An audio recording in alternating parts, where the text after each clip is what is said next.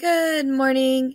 We're back for part 3 of Horrible Harry and the Holidaze by Suzie Kline. We're starting with Hanukkah fun at Shady Pines. Monday morning, we all walked 4 blocks up the hill to Shady Pines. Harry and I were partners. Remember, I is Doug. It was fun to wear our boots and crunch in the snow. It looks like a haunted house, Sid said. When Harry held up a fist and muttered, "Knock it off, Sid the Squid," I smiled. He was starting to be his old self again. When we walked into the nursing home, it seemed like we were in someone's living room. There were couches and chairs and a vase of flowers on the coffee table. A lady at the desk greeted us. "Good morning, boys and girls. Welcome to Shady Pines. I'm Mrs. Pepper, the administrator." "Look, they've got a Christmas tree!" Ida exclaimed. Harry pointed to the dry board next to it. There were lots of words written in different colors. "See the schedule for December? It tells all about the things going on at Shady Pines. Grandpa likes the music programs best because he gets lots of refreshments. He still loves to eat." Mrs. Pepper laughed. "Please follow me to the activity room." When we got there, it was full of elderly people sitting in wheelchairs. "Hi, Grandpa," Harry called as he rushed over to him. Harry knelt down by his wheelchair and gave him a big hug. "This is my grandpa," he said proudly. "Hi," Harry's grandpa said.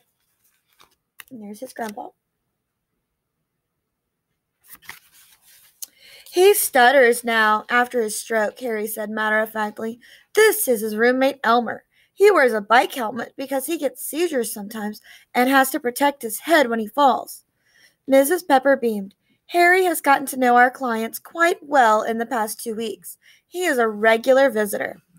Mary's mom, Mrs. Berg, patted Harry on the back. She was one of our chaperones.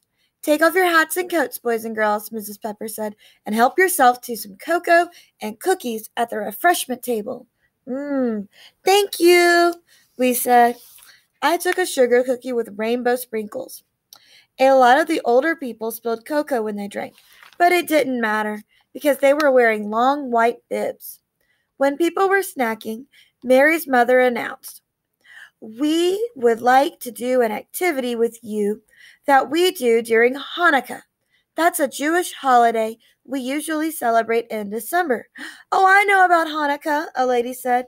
She was wearing a blonde wig that didn't sit on her head quite right. "I'm Jewish. It's when we celebrate the miracle of the oil lasting 8 days in the temple." "I'm Jewish too," said a man wearing a blue bow tie.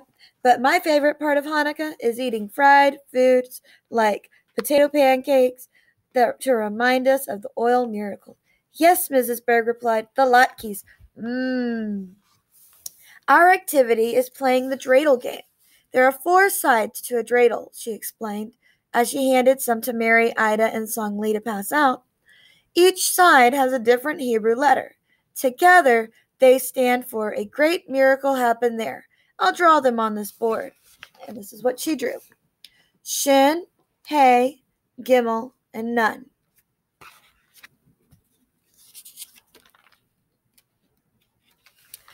"We learned a song that explains the rules.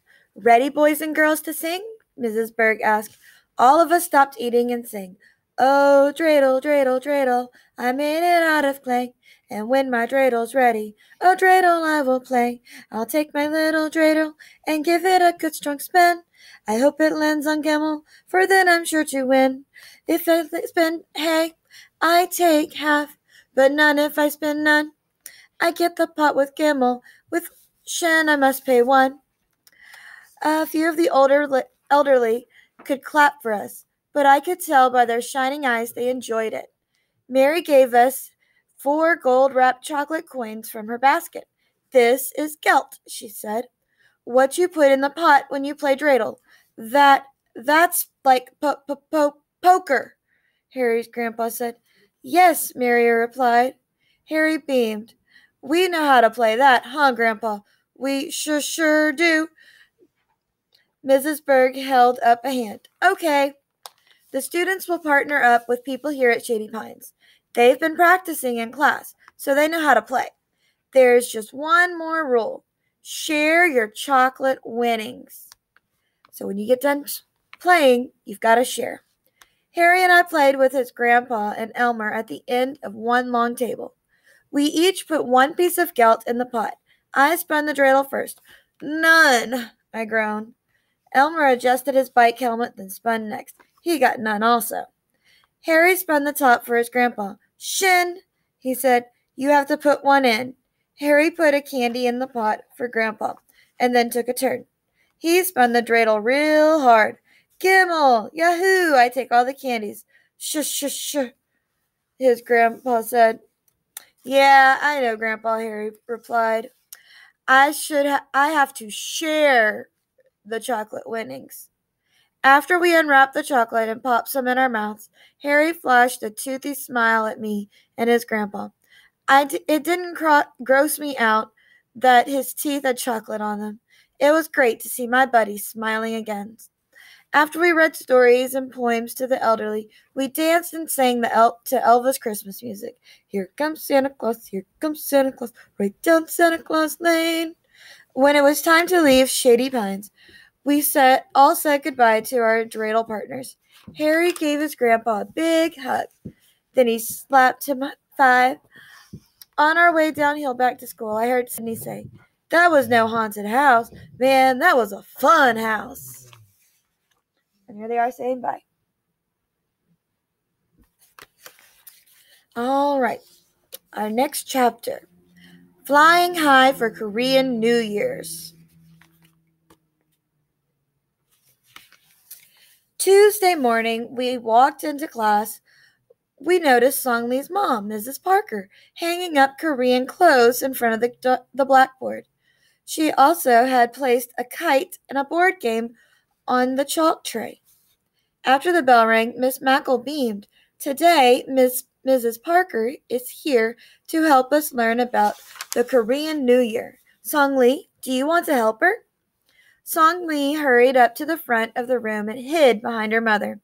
We didn't see much of her, just her shoes and her left ear. Mrs. Parker didn't force Songli to talk. Mrs. Mackle didn't either. Mrs. Parker did most of the talking. I bring board game called Yoot. Family play game on Korean New Year. It is holiday gift from us to you. We clapped and cheered as she held up 4 wooden sticks and a board. Each stick has 4 sides. 3 curve, 1 flat. You toss stick in air and hope it land on flat side. When stick land on flat side, you move token on board. Dibs on playing with Songli, Harry said, jumping out of his seat. Mrs. Mackle motioned for Harry to sit down. Later, Harry, let's find out more about Korean New Year. Well, Mrs. Parker said, reaching for the outfit on the hanger, children get dressed up in hanbok. We all stared at the rainbow-colored suit made out of silk with a short jacket. I put on Songli now, and this is what it looked like.